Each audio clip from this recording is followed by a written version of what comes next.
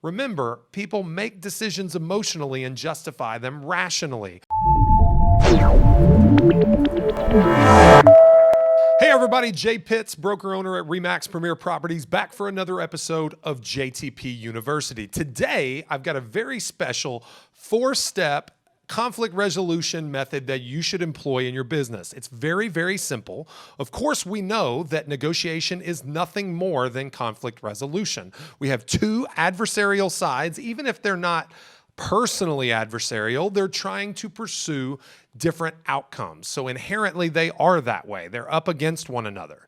And the better you are at solving problems or solving, a dispute or providing a resolution, the more effective you're going to be as a real estate salesperson. Let's jump right in.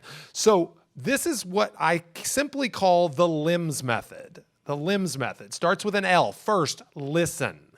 Listen, no matter how much you want to talk, no matter how much you want to interject or shape or mold someone's stated plan, where they're coming from, what they hope to achieve, the time to do that is not the first time they state their plan, the first time they reveal it to you.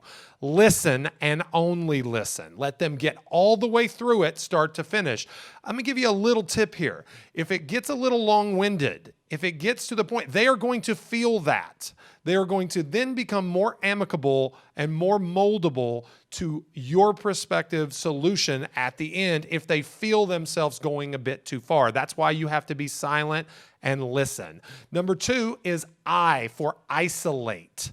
Isolate their biggest pain point. If that is in negotiating a purchase contract, are they focused on price? Are they focused on terms? What specific terms? What really moves the needle? Remember, people make decisions emotionally and justify them rationally. So you want to isolate the thing that moves the needle the most. That could be, what I'm hearing you say is that price is really what's driving the bus here. What I'm really hearing is that you don't mind paying a few $1,000s more so long as you don't have to put your stuff in storage between your sale and your purchase. That is isolation of the most important variable.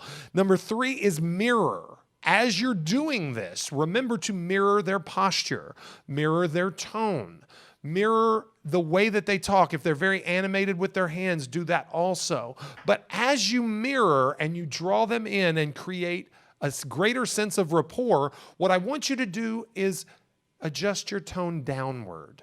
Adjust your, hand gestures from erratic and strong to simple and more demure, right? What you want to do is lower the temperature in the room. You might have heard it referred to as before, but you got to start off with mirroring first because rapport is the ultimate, outcome that you're looking for. And last, solve. So, listen, isolate, mirror, and now it's time to solve the problem. You as the expert who's done it before, who's been there, who has seen it play out, interject some what we call social proof. What I usually say in this situation is, what I've had clients do before is this.